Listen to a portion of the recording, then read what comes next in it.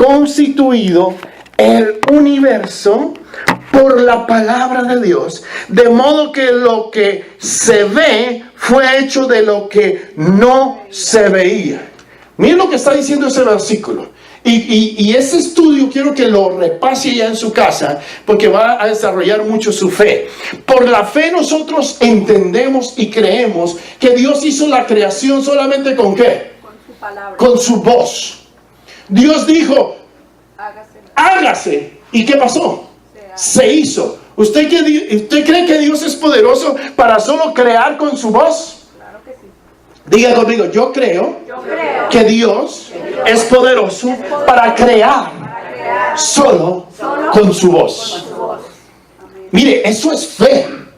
Creer que solamente con la voz, con la palabra de Dios fue hecho todo lo que vemos, eso es fe. Pero usted necesita traducir esa misma fe a su diario vivir. Usted necesita traducir esa misma fe a su vida cotidiana, a su trabajo, a su familia y a su casa. La primera clase de fe se llama ¿cómo? Fe creadora. La primera clase de fe se llama ¿cómo? Fe creadora. Fe creadora. Por la fe entendemos. ¿Cómo entendemos? Por la fe. Mire, mucha gente a veces dice, es que yo no entiendo. ¿Por la fe? Entiéndalo. Créalo. Y entonces por la fe lo va a entender después. El Señor dice, lo que yo ahora hago, tú no lo entiendes, pero lo comprenderás después. Muchas de las circunstancias en nuestra vida, aunque nos parezcan difíciles, aunque nos parezcan terribles, negativas, malas, Dios tiene un propósito para el bien suyo. Pero yo no veo ese propósito. Es que tú ahorita no lo entiendes. Pero por la fe lo comprenderás después. La primera clase de fe que necesitamos pedirle a Dios es la fe ¿qué? Creadora. Por la fe podemos ver a la manera de Dios. ¿Cómo veía Dios? Que lo que se ve fue hecho de lo que no se veía. ¿Cuántos tienen esa clase de fe? Ah, pastor, eso es muy difícil. Yo primero necesito ver para creer. Mire, me agrada una historia de un misionero en China en los años 50. Tenía un orfanato con más de 500 niños y se habían acabado las provisiones. Y él era el director y le dijeron, hermano, aquí ya no hay de darle de comer a los niños, ¿qué hacemos? Y él dice, mire, yo ya he orado, me hace favor, siente todos los niños a la mesa. Y todos los ayudantes dijeron, está loco este pastor. Y sentaron a todos los niños a la mesa. Y él dice, ahora póngale los platos y las cucharas ahí. Y les pusieron los platos y las cucharas a todos los niños ahí en la mesa. Y entonces el hombre dice, y ahora todos, por favor, vamos a orar y vamos a darle gracias a Dios por estos alimentos. Todos los niños y todos los ayudantes dijeron, este pastor, el hambre lo volvió loco. No hay nada ahí. Hermano, él empieza a dar gracias en voz alta delante de todos. Señor, te damos gracias por estos alimentos. Bendícelo, bendice las manos que lo prepararon, Señor, y en tu nombre. Y antes de terminar la oración, estaban tumbando la puerta y golpeando fuerte. Y venía una cantidad de gente con bultos de comida, con comida preparada. Y ese testimonio le ha dado la vuelta al mundo. Hermano, porque en el preciso momento que él oró, el Señor contestó. Eso se llama ¿cómo? Fe. Porque la fe ve las cosas que no son como si ya existen. Usted no tiene que esperar para ver, porque su fe ya lo vio con anticipación. Pero ahí es donde nosotros tenemos que aprender a creerle a Dios, que necesitamos ver a la manera de Dios. Porque Dios creó el universo de manera que lo que se ve fue hecho de lo que no se veía. Dios te ha dado su naturaleza. Somos hijos de Dios y por eso podemos tener esa misma fe. Escríbalo ahí en la letra A. Nosotros tenemos que llamar a las cosas que no son como si ya fuera. Dios nos ha dado su naturaleza. Somos hijos de Dios. Así que tenemos que aprender a hacer lo mismo que hizo Dios, a llamar las cosas como que si ya fueran, a ver las cosas con anticipación, aunque todavía no las veamos con los ojos físicos. Hay un ejemplo de Abraham, que le creyó a Dios que le daría un hijo y que podía engendrar hijos, aun cuando ya tenía una edad fuera de ser un hombre todavía fértil. La fe puede ver lo que los ojos no pueden ver. Abraham tendría, ¿cuántos años? Dice la Biblia, 100 años. ¿Y la esposa? 90, ya 10 años menor que él. Un hombre a la edad de 100 años puede engendrar, perdonen la expresión, humanamente ya el hombre no sopla. Ahí sí ni con Viagra. Ya a los 100 años el hombre estaba tan sin fuerzas. Humanamente no hay irrigación sanguínea. Humanamente no hay capacidad sexual. A los 100 años el pobre viejito. Imagínense. Ahora pregunto. Él humanamente veía su cuerpo todo arrugado. Humanamente veía que capacidad, ni siquiera como estos muchachos de 20 años sí tienen ganas de estar con su esposa todos los días. Ya a Abraham se le había ido las ganas hace rato. ¿Me entiende lo que le digo? Ya a esa etapa de los 100 años, ya el esposo y la esposa no tienen las mismas necesidades. Y resulta que Abraham, dice la Biblia, le creyó a Dios. Porque él empezó a ver las cosas no de la manera natural, sino a verlas desde la manera de Dios. Para Dios no hay nada imposible. Así que Abraham empezó a ver su cuerpo, su vida, conforme el propósito de Dios. Usted tiene que aprender a ver su vida y su cuerpo bajo el propósito de Dios. Dios quiere que usted aprenda que hay algo especial en usted que va a ser usado con un propósito grande. Por eso es tan importante que usted mismo aprenda a valorar, a cuidar y a respetar su cuerpo. Porque hay un propósito bueno, especial y santo de parte de Dios para usted y para su vida. Dice la Biblia que Abraham le creyó a Dios que podría engendrar un hijo aún cuando su cuerpo físico no funcionara para la procreación. ¿Cuántos creen que pueden engendrar hijos espirituales? Y esta es una parte muy importante aquí, hermano. Yo quiero que ustedes empiecen a tener fe de que Dios nos ha llamado a engendrar hijos espirituales, a decirle, a compartirle y llamar a otras personas a la fe del Hijo de Dios. El segundo ejemplo es el ejemplo de la Virgen María, que le creyó al ángel que sin conocer un varón, ella podía quedar embarazada ¿de quién? Del Espíritu Santo. Mire, el milagro de la misma vida de Jesús es producto de la fe de María. ¿Me entiende lo que le estoy diciendo? El milagro de la vida de nuestro Salvador es producto ¿de qué? De la fe ¿de quién? De María. ¿Qué pasa donde María no hubiera creído? No hubiera sucedido nada. El milagro de la vida de Jesús. No estaríamos hoy aquí en este templo. Nosotros venimos a este lugar porque creemos que hay un Cristo vivo resucitado.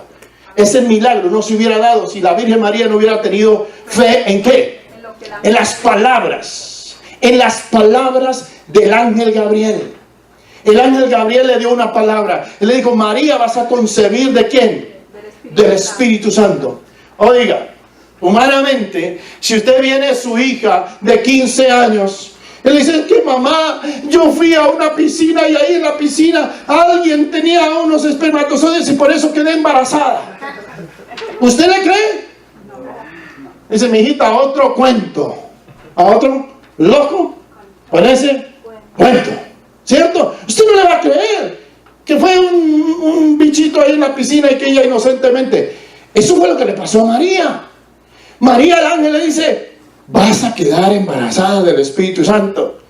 Y María estaba comprometida para casarse con su novio que se llamaba ¿cómo? José. Imagínense la niña venir donde el novio, amor, estoy embarazada, pero no te engañé, no es como parece, estoy embarazada y no me engañaste. ¿Se necesita fe o no? Se necesita fe de parte de María y se necesita fe de parte de José para creer en ¿qué? En la palabra. Todo comenzó por una palabra que le dio ¿quién? El ángel. El ángel le dio la palabra y le dijo, María, vas a concebir. Y ahí es donde está el secreto de la fe. Si le crees a Dios y dejas que su palabra se convierta en un rema, tu fe concibe el milagro que necesitas. Escríbalo por ahí en alguna parte. Si usted le cree a Dios y deja que su palabra se convierta en un rema, tu fe concibe el milagro que necesitas. Y usted me preguntará, pastor, ¿qué significa la palabra rema? Alguien hágale Google ahora mismo ahí a la palabra rema. R-H-E-M-A. A ver qué le dice Google. R-H-E-M-A. Es una palabra en griego. ¿Qué significa qué? Ponle meaning o ponle... Le voy a repetir mientras buscan. Dice, si le crees a Dios y dejas que su palabra se convierta en un rema, tu fe concibe el milagro que necesitas. ¿Encontraron qué significa la palabra rema? Rema, R. Oiga, ustedes son como R-H-E-M-A. Ajá, ¿siempre lo has mirado? Es una palabra que significa la palabra de Dios dirigida a los creyentes por medio del Espíritu Santo. la palabra, mira el significado que le dan ahí en Google. Es la palabra de Dios dirigida. Esta palabra dice en teología cristiana, referirse a la palabra de Dios dirigida a los creyentes por medio del Espíritu Santo. Se diferencia de la palabra logos en que se refiere a toda la Biblia, mientras que rema es algo específico dicho en el presente. En otras palabras, miren, el rema, el significado de la palabra rema, cuando la Biblia se convierte en nuestra rema, es que se convierte en algo específico que Dios habla a su corazón, para usted en su presente, en su necesidad. Si alguien le dijera a usted, mira, Dios te va a dar $1,000 y usted resulta que está recién quinceañeado, le acaban de pagar, usted tiene 3,000 en su bolsa, dice, pues que se lo dé a otro. Esa palabra no se convirtió en un rema para usted. Dice, bueno, pues ya bien, Dios me va a dar. Pero si alguien viene en momentos de su necesidad económica, usted se quedó sin trabajo, tiene que pagar la renta, y usted está en un momento difícil, y alguien dice, hermano Sebastián, el Señor me mostró que te va a dar $1,000. ¿Qué va a hacer Sebastián? Esa palabra se ha convertido en un rema porque está en el momento específico para su vida, para necesidad, y sabe que es Dios porque él ha estado orando y él dice, amén, lo creo, porque es algo que específico. Y la fe en creer esa palabra en ese momento específico es lo que hace que se conciba el milagro que necesitamos. Bueno, ahora sí los tengo atentos. Ok. La primera clase de fe es la fe creadora. La segunda clase de fe es la fe para sanar las heridas del alma. La fe para sanar las heridas del alma. Proverbios 15:13 dice, el corazón alegre hermosea el rostro, mas por el dolor del corazón el espíritu se abate, el espíritu se acongoja, el espíritu se deprime, el espíritu se llena de angustia. Mire, hermano, no todo en la vida es dinero. Hay gente que tiene mucho dinero, pero si no tiene salud, Tiene dinero, tiene salud, pero resulta que le va mal en el hogar y tiene problemas en su hogar y en su matrimonio, y su vida se vuelve tan llena de dolor y de angustia. Porque las heridas del alma a veces son más fuertes que las necesidades económicas o las necesidades materiales. Pero la fe, Dios nos ha dado la fe para sanar las heridas de nuestra alma. Necesitas fe para restaurar, para que tu alma sea ¿qué? Restaurada. Escríbalo ahí. Necesito fe para que mi alma sea restaurada. Cuando están pasando por momentos difíciles emocionales, yo tengo que aprender a tener fe. Te dejó la novia, te dejó el novio. Tu fe tiene que estar puesta en Dios, no en el novio o en la novia que se fue. Incluso vale la pena hacer un paréntesis aquí. Todo noviazgo cristiano debe estar basado en la fe de la palabra de Dios. Mire, con Sarita tuvimos un noviazgo de 5 años.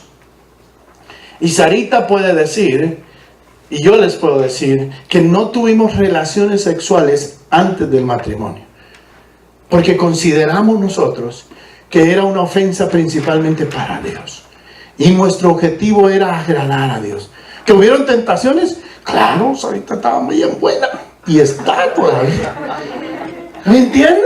En tentaciones, imagínense, yo tenía 15, 17 años. Yo tenía todas las hormonas alborotadas que yo quería con Sarita toda la vida. Pero más fuerte fue nuestra fe, nuestra convicción de decir, Sarita, tengo muchas ganas de acostarme contigo, pero me voy a esperar hasta que tengamos la bendición de Dios. Y ella de pronto tuvo que decirme, quita esas manos de ahí. Y de pronto tuvo que resistir, y yo también resistir. Y los dos desear obedecer a Dios.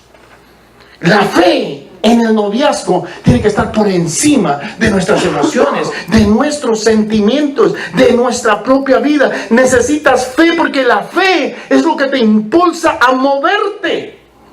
Escríbalo. La fe es lo que me impulsa ¿a qué? A moverme.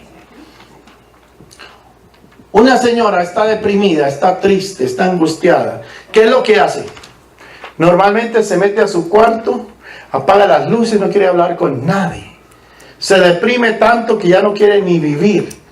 Pero la fe es lo que me levanta y dice, yo no me puedo quedar aquí acostada, dormida. Yo no me puedo quedar aquí sin hacer nada. Yo no me puedo quedar aquí simplemente esperando. Yo me voy a levantar en el nombre de Jesús y mi vida va a cambiar. Eso es la fe. Eso es la fe. Diga conmigo, la fe me levanta a un nuevo amanecer. Dígale al que está ahí al lado, tu fe te levantará. Tu fe es lo que te levanta. Que tenemos problemas, sí. Que tenemos luchas. Que a veces los hijos nos hacen sufrir. Que a veces los papás nos hacen enojar. Que a veces el matrimonio se vuelve difícil. Sí, pero nuestra fe en que mañana va a ser mejor es lo que nos sostiene. Necesito aprender a tener fe que Dios es el único que me puede ayudar. Me pareció bien interesante esta historia de cómo la fe sana las heridas del alma. Se los voy a leer. Es la historia de una joven. Dice un pastor, está escribiendo: un día llegó una joven a mi oficina. Era una mujer atractiva.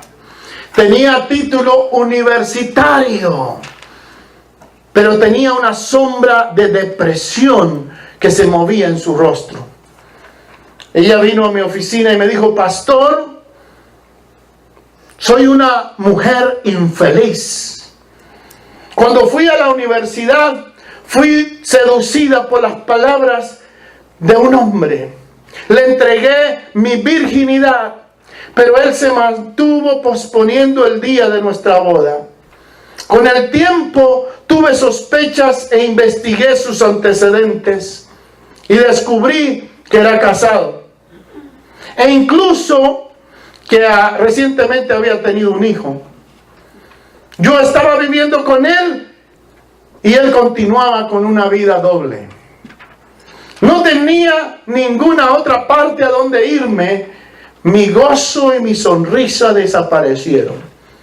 La mujer continúa diciendo, yo evitaba que mis padres me miraban y mis hermanos me miraran porque tenía vergüenza.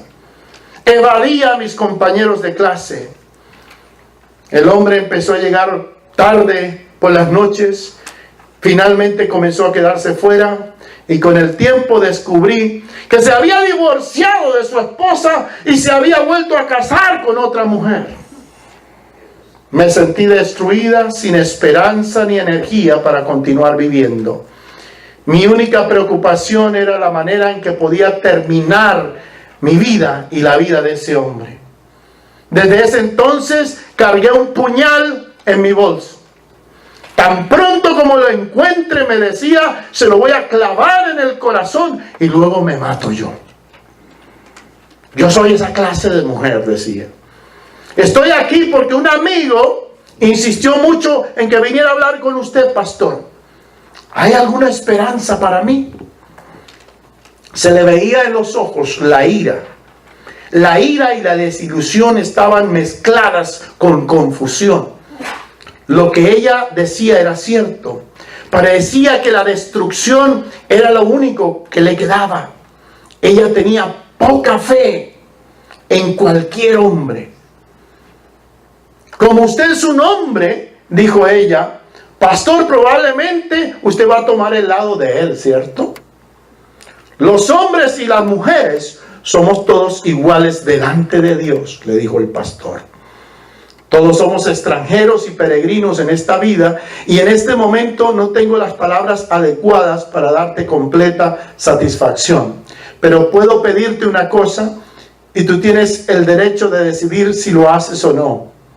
El Dios que creó los cielos y la tierra, el que te hizo a ti y a ese hombre y aún te ama, y los que creemos en Jesucristo y le amamos también a usted.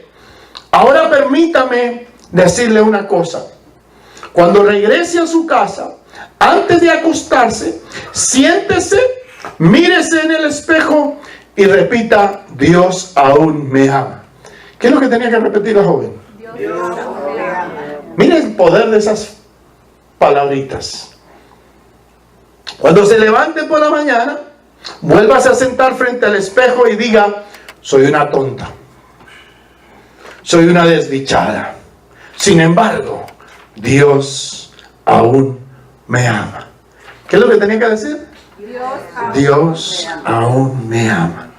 Si derrama lágrimas, no se preocupe. Déjelas que corran.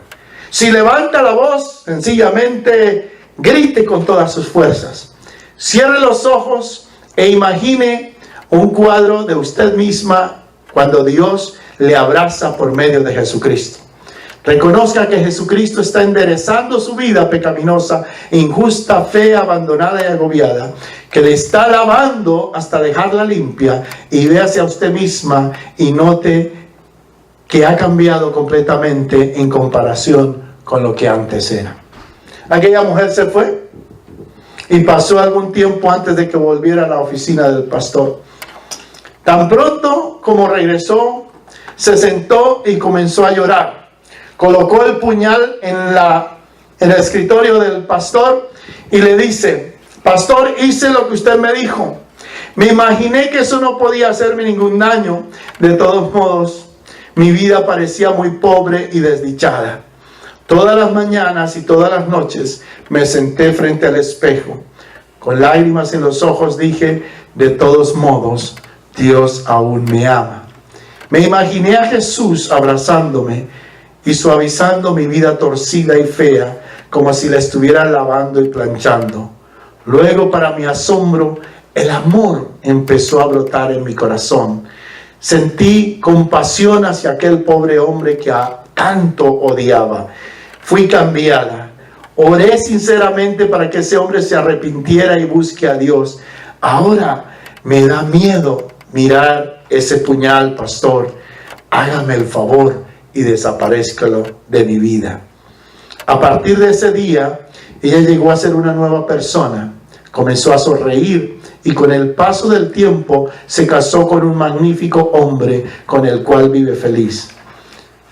Aunque todo hombre nos abandone, Dios nunca nos abandona. Necesitamos aprender a tener esa segunda clase de fe. La fe, ¿qué? Que sana las heridas del alma. Yo voy a hablar de la tercera clase de fe. La fe para ofrendar.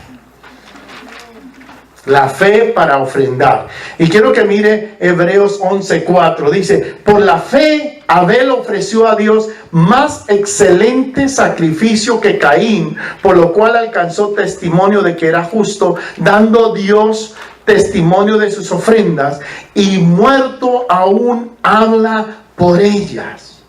Póngale ahí en la A. Dios exaltó la fe de Abel por encima de la fe de su hermano. Dios exaltó la fe de Abel.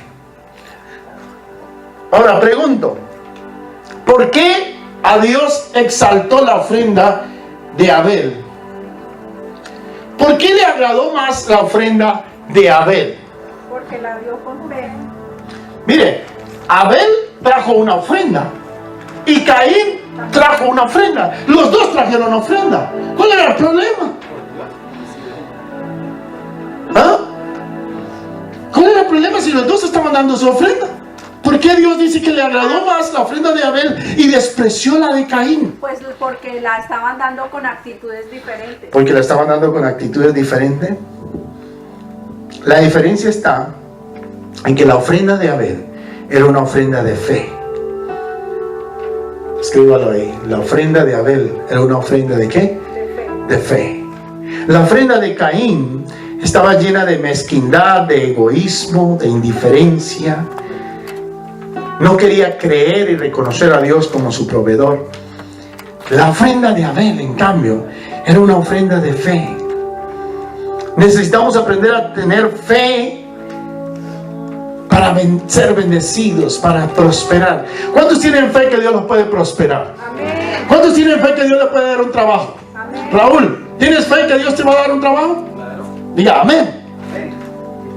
¿Cuántos tienen fe que Dios les puede dar algo mejor? Amén. Que pueden llegar a terminar la universidad y graduarse. Ayer estábamos en una ceremonia con Ana María. Estaba en la ceremonia del White Cup Ceremony. La ceremonia de las batas blancas para los médicos y los que trabajan con la salud. Ana María está haciendo una maestría en ciencias médicas.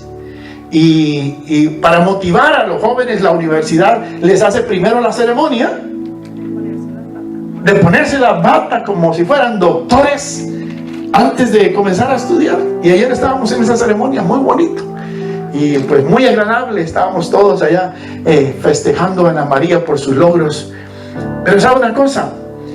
Eso me dio una enseñanza. Nosotros a veces necesitamos ponernos la bata blanca, hacer la ceremonia antes de comenzar el duro paso de llegar a graduarse uno de la universidad o hacer una maestría. ¿Sabe para qué la universidad les pone la bata blanca primero? Para crear en ellos ¿qué?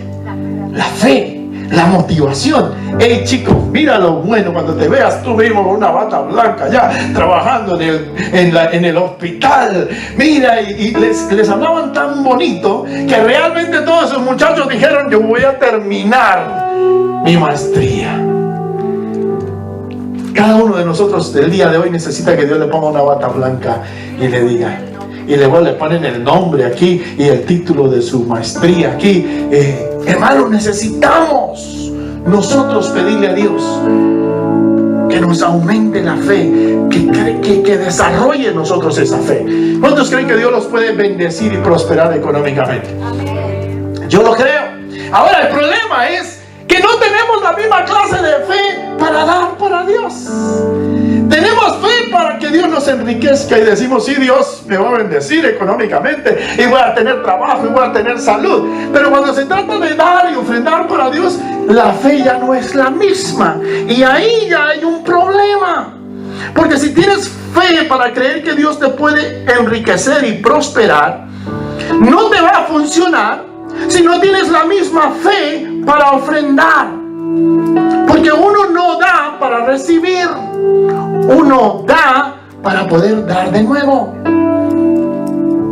Escríbalo. Yo no doy para recibir, yo doy para poder dar de nuevo. Y eso fue lo que dijo Dios. Mire, póngame atención aquí. La Biblia dice que Dios da semilla al que siembra. ¿A quién le da Dios semilla? Al que siembra. ¿A quién le da Dios semilla? Al que siembra. ¿Para qué? ¿Para que vuelva a qué? Para que vuelva a sembrar. Porque nunca se le acaba la semilla, siempre está sembrando, y siempre está sembrando, y siempre está sembrando. Y el que siempre está sembrando, siempre está cosechando. Cuando yo doy para Dios, yo no le doy a Dios para que Él me da, Dios, dame más, porque te estoy dando. No, yo le doy a Dios porque yo quiero seguir dando a Dios.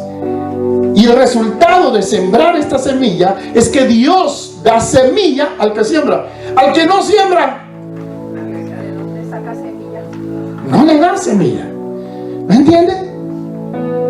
Si usted siembra una planta, ¿qué hacían? Esto lo aprendieron los indígenas antes, que no eran civilizados supuestamente. Sembraban y agarraban la planta y la cosecha. ¿Y saben qué hacían? Separaban una porción de semillas. ¿Para qué? Para volver a sembrar. Para volver a sembrar. Inteligentes, ¿cierto? No se comían todo, porque después ¿qué vamos a volver a sembrar? Y el principio de la fe para ofrendar es lo mismo. Yo doy para Dios porque yo quiero volver a dar mañana, y pasado mañana, y pasado mañana, y el otro día. Y mi fe para dar para Dios crece cuando yo doy para Él. Segunda de Corintios 9:7, ¿qué dice? Dice, Dios ama, escríbalo, Dios ama al dador alegre. Dios ama al dador alegre. Y aquí la palabra alegre viene del griego hilarius. Y esa misma palabra hilarius es la palabra que se traduce divertido o risueño o lleno de humor. En otras palabras, cuando traducimos este versículo en su etimología o en sus palabras iniciales, lo que Dios está diciendo es: Dios ama a los dadores divertidos. ¿Me entiende? Que cuando doy para Dios, ¿qué es lo que hace una persona cuando tiene una diversión? ¿Está feliz? Usted va en el roller coaster todo enojado. Ay, este roller coaster. No, usted va en el roller coaster y levanta sus manos y grita ¡ah! Y esas subidas, porque usted se está divirtiendo. Y el principio bíblico es lo mismo aquí. Cuando usted dé para Dios su ofrenda, hágalo como divirtiéndose. Porque usted entiende que hay un principio poderoso en dar para Dios. Porque usted dice: caramba, yo estoy sembrando mi semilla, mi esfuerzo, mi trabajo en la mejor empresa del mundo, que es la empresa de Dios. Todo lo que damos para Dios se retribuye en bendición para nosotros. Es un principio establecido por Dios. Ofrendar con fe, dar como una diversión para Dios, es lo que dará como resultado que puedas tener más semilla y más abundancia. El principio está establecido por Dios. Dice: el que da generosamente, generosamente recibe. Y dice muy claro ahí, dice: y el que da escasamente, escasamente recibe. Un día se encontraron unos billetes, y estaba el billete de $1, y estaba el billete de $20, y estaba el billete de $100, y el de $100 así todo: hola muchachos, ¿cómo estaban? Y de pronto le dice El de $20, oiga, ¿y cuánto tiempo hace que no nos vemos? ¿Dónde han estado? Y primero que hablas es de $100, dice, bueno, yo me la he pasado en los hoteles, en los aeropuertos, viajando, me la he pasado en los malls, me la he pasado pues en muchas cosas muy importantes. Dice el de $100. El de $20 un poco así achantado y avergonzado. Dice, pues bueno, yo me la he pasado en la Marqueta, me la he pasado también a veces ahí en el Burger King, y me la he pasado también ahí en el McDonald's, y de vez en cuando pues también ahí, de vez en cuando en el food court del mall. Y el de $1 estaba callado y arrugado. Y dice, ¿y usted qué? ¿Dónde la ha pasado? Dice, pues yo me la he pasado de iglesia en iglesia. Hermano, a veces nosotros nos hemos acostumbrado a dar para Dios lo que menos podamos. Lo que menos podamos. Y el resultado es que recibimos pocas semillas para volver a sembrar. Pero si yo aprendo a darle a Dios con generosidad, recuerden, yo no doy para recibir, yo doy para volver a sembrar, para volver a dar. Ese es el principio de Dios. Dios da semilla al que siembra. Al que no da semilla, Dios no le da semillas. Y eso lo dice la Biblia.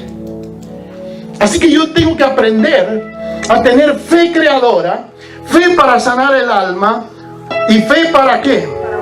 Para ofrendar. Y la última clase de fe que yo tengo que aprender es la fe para sanidad física. Isaías 53, versículo 4. Ciertamente llevó Él nuestras enfermedades y sufrió nuestros dolores, y nosotros le tuvimos por azotado, por herido de Dios y abatido. Mas Él herido fue por nuestras rebeliones, molido por nuestros pecados. El castigo de nuestra paz fue sobre Él, y por su llaga fuimos nosotros curados. Fe para sanidad física. Dice, por sus llagas fuimos, pasado. Ya Dios me sanó. Yo tengo que aprender a creer en que Dios es mi sanador. La fe es súper importante para recibir sanidad de cualquier problema físico. La fe es lo que hace que Dios pueda tocar el área afectada por la enfermedad y crear algo nuevo en mi cuerpo. La fe para sanidad cree que ya yo alcancé esa sanidad cuando Cristo murió en la cruz del Calvario. La fe cree que ya mi sanidad fue alcanzada. Ya fui sanado. Mi sanidad ya fue alcanzada por Dios. Esa es la clase de fe que necesitamos. ¿Qué pasa en el mes de noviembre cuando entra el frío a este país?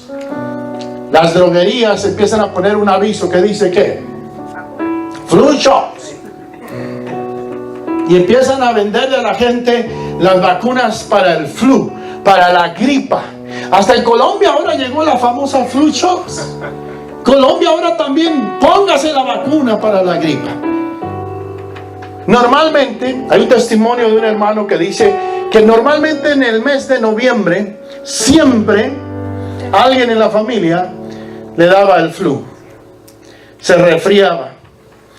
Pero es bonito el testimonio. Dice que el último año que él se enfermó, empezó a sentirse mal y empezó a tomar muchos medicamentos. La tos empezó a volverse más fuerte, más aguda, más dolorosa, y la tos se le convirtió en una neumonía. Empezó a debilitarse, y entonces dice él que empezó a tener miedo por su salud, porque ya era un hermano mayor. De pronto tomó una revista, y en la revista leyó el testimonio. Había la fotografía de una señora que se llamaba Gloria, Y el título del artículo en la revista decía: recibe tu sanidad por fe. El artículo no era muy largo. Lo que decía era simple y claro. Tenía que aprender a confiar en Dios al 100%. Cuando él terminó de leer el artículo, ya tenía muy claro en su corazón la decisión que iba a tomar. Número 1, dijo: me arrepentí de mi falta de fe. Y número 2, empecé a declarar: yo creo en tu palabra, Señor. Yo creo que soy sano por tu palabra. Y empezó a gritarle al diablo: y tú, Satanás, toma tu enfermedad y vete de mi casa. Mi familia está sana. Mi papi Dios ya lo dijo. No hay lugar para ti en mi casa. Mira lo que ha pasado después de varios años. Desde ese día mi familia nunca se ha vuelto a enfermar de gripa. Han pasado varios años y nunca llega la gripa a mi casa. He aprendido a no darle lugar a la enfermedad en mi familia. Y ya tenemos una medicina. Cuando el enemigo trata de presentarnos síntomas de gripa, todos decimos: estoy sano en el nombre de Jesús. Póngase de pie, por favor.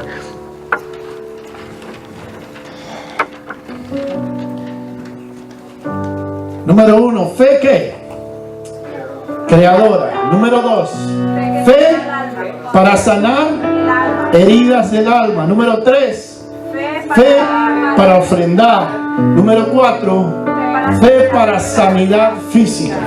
Mire, todas las áreas de su vida: su área personal, su área emocional, su área financiera y su área de salud.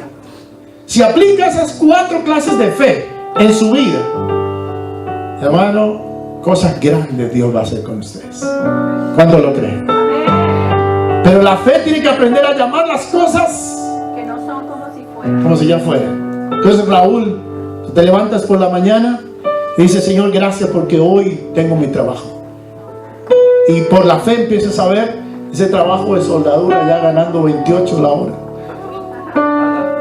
Empiezas a tener fe, desarrollar la fe. Y Saura, tú empiezas a ver que tu hija te respeta, que tu hija busca de Dios, que tu hija empieza a adorar a Dios, y empiezas por fe a declararlo, por fe a mirar las cosas, por fe a ver cambios, transformaciones. Trini, tú empiezas a ver que cosas buenas llegan a tu familia por la fe, porque la fe llama las cosas que no son como si fueran. Vamos a hacer un círculo de oración y vamos a hacer una oración todos juntos aquí hoy de la fe, de la fe. Yo quiero que usted se vaya hoy lleno de fe de este lugar y empiece a creer que algo sobrenatural, que algo grande va a suceder en su vida. Hagan un círculo, yo me voy a quedar en el centro porque ustedes van a repetir una oración y yo creo que el Señor hoy va a derramar un poderoso movimiento de fe en su vida. Alguien tome de las manos a Francisca, porque el Señor va a darle a Francisca esa fe para ser sanada completamente.